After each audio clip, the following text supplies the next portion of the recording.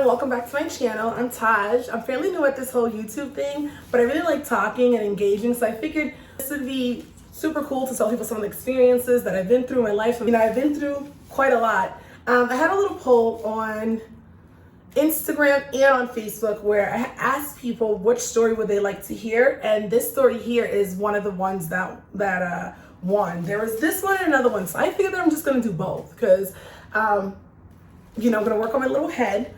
I'm working on my baby cave, a little personal space. I painted the walls pink and I'm doing it all pretty much on my own. A little bit of help, but it's pretty exciting and I'm looking forward to what this room can become. Let's hop right into the story. This story takes place in 2012 going into 2013. I was dating somebody for about 3 years. I met him in 2009. At that time, I was separated from my then husband. We were supposed to all go out. So it was supposed to be his cousins, my best friend at the time, him, and I. He said that he had to go and run some errands to go hang out with, or to go see some friends or whatever. But I had asked initially, hey, do you want me to go? No. Why do you want to go meet my friends? At any other time, I would go with him because I was just thinking to myself, well, maybe he's having a bad day. He just was not himself. Everything was just like, ugh. I noticed he was acting very strange, picking little fights, little things, little issues that pretty much I felt like I was walking on eggshells, okay? I felt like the vibe was off, but he never gave me any type of indication that he would do anything because this man, I've been with him for 3 years. I never even saw him look at another girl. I was 100% confident in him. I was 100% confident in my relationship. The plan was for us to go to his mother's house and stop and see his son and spend maybe a couple of hours over there and then head on over to a bar. Trying to work on my accent. My accent's really strong, my Boston accent, and sometimes I'm a little insecure about it. I'm really trying. He leaves, my best friend ends up coming to the house. She's getting ready there. We're having a couple of drinks when my phone rings. The very first thing he says, I know this is him, first thing that he says is, don't be mad at me. Oh, here we go with this shit. I just thought that it was something I thought that he was gonna say something along the lines that, maybe I got a flat or I don't want to go out or something like that.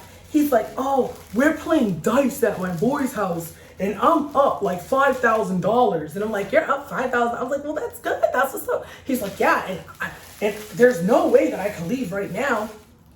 You are supposed to go and spend New Year's with your son. You promised him. You guys got matching shirts and you're up $5,000. So you don't want to leave? I'm confused. I don't get it. He's like, I can't leave. And I was like, no, I'm sorry. You're going to keep your word to your mother. You're going to keep your word to me. And you're going to, unfortunately, I have to shut that shit down.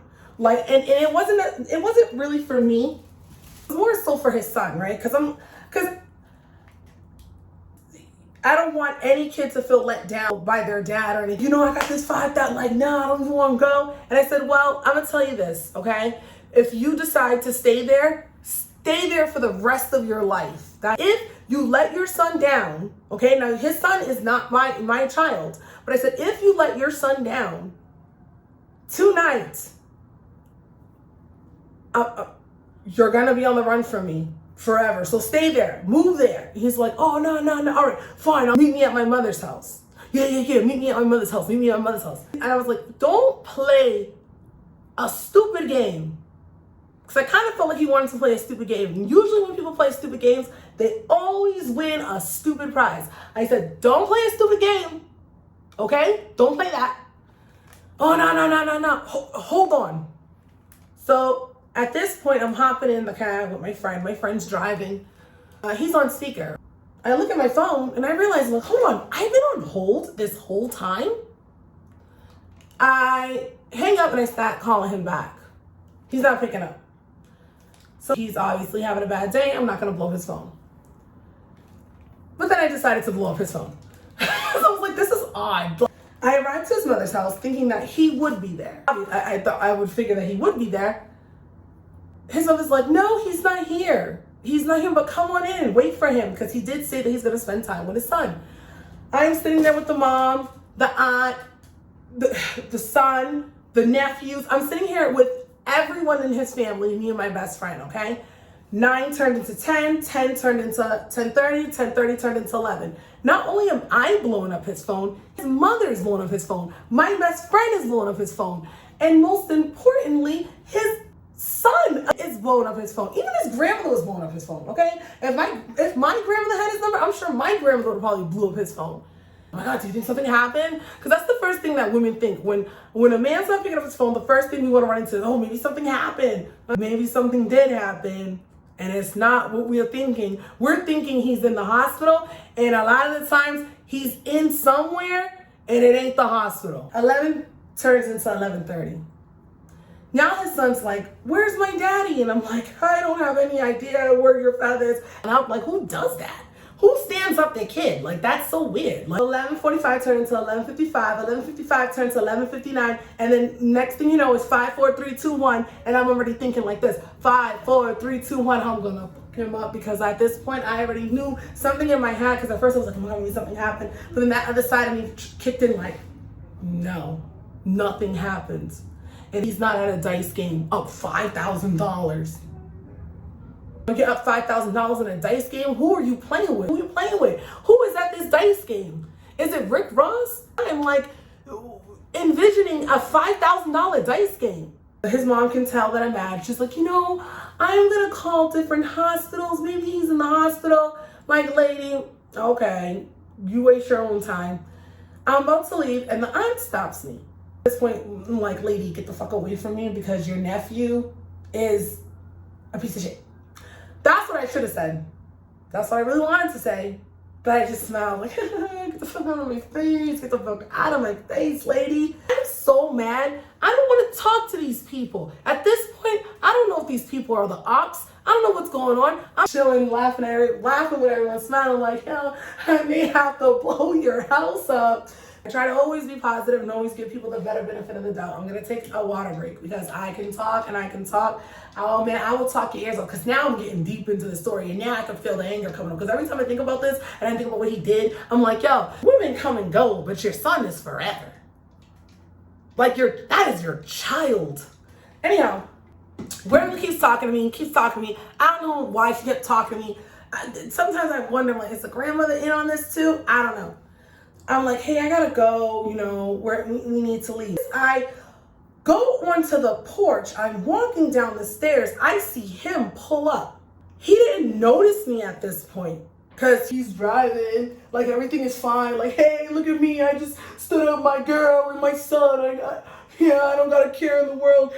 Bring that beat back. Like, I see him with the girl. She had glasses and long hair. Turn and look at my friend like, I'm gonna give her a make-believe name, Jane. I'm gonna give him a made-up name too. Jane, that's fucking Andy, and he's with another bitch.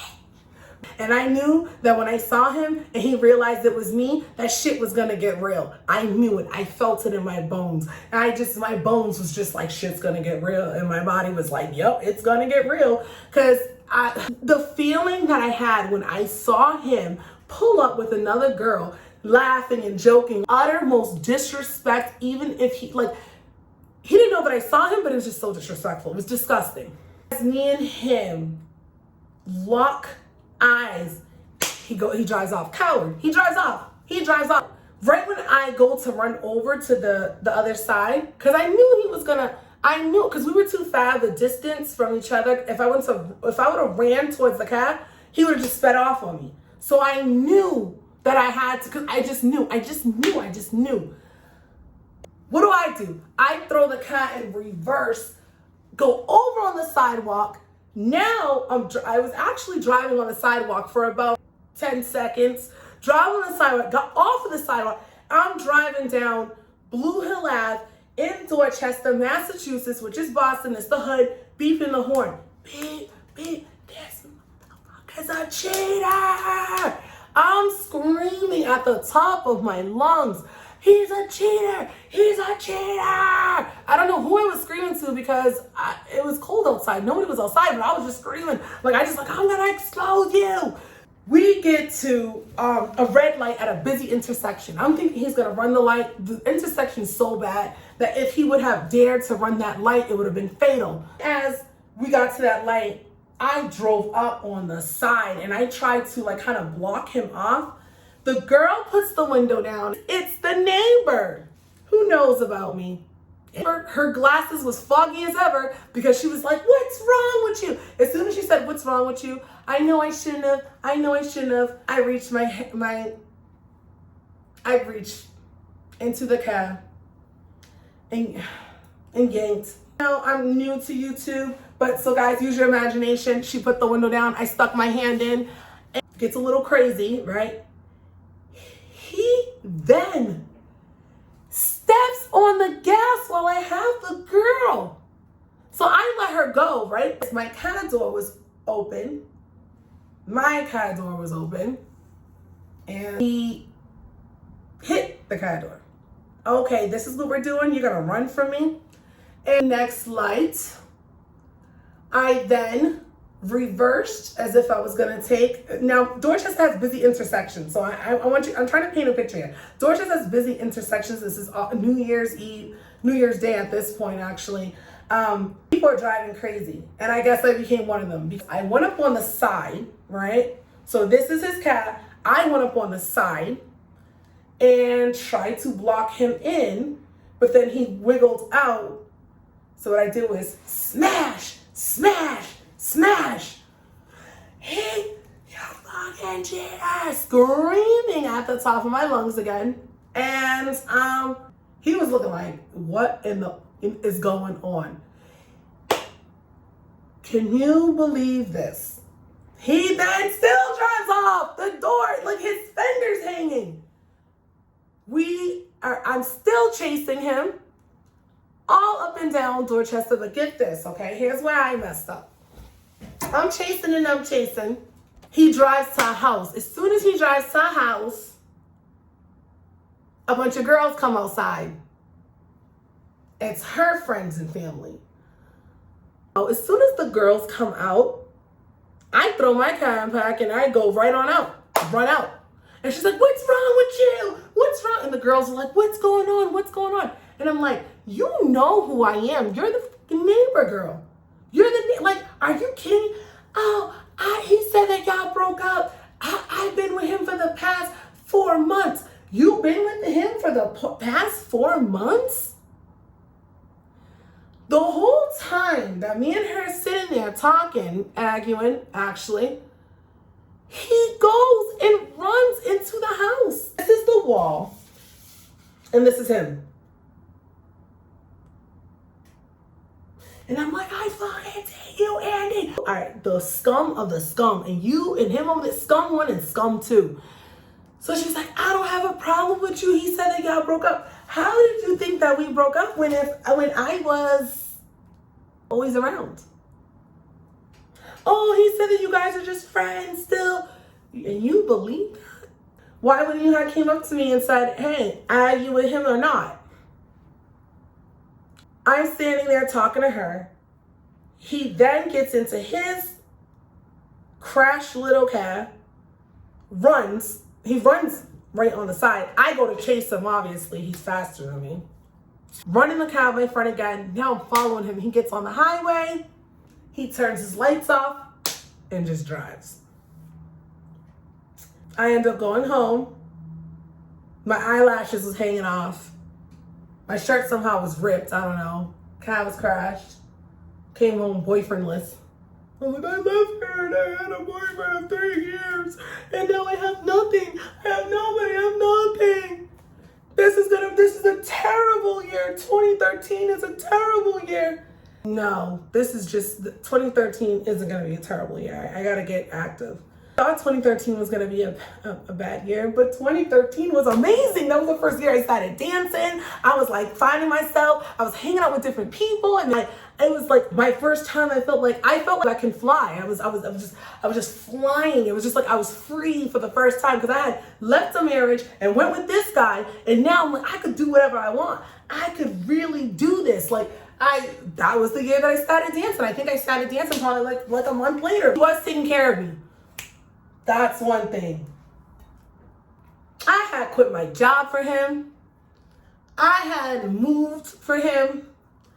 So I'm thinking to myself like, oh my God, I didn't have a chance to steal his money. I mean, I was stealing it for months and I knew where it was. I should have stolen a lot of it. But then guess what?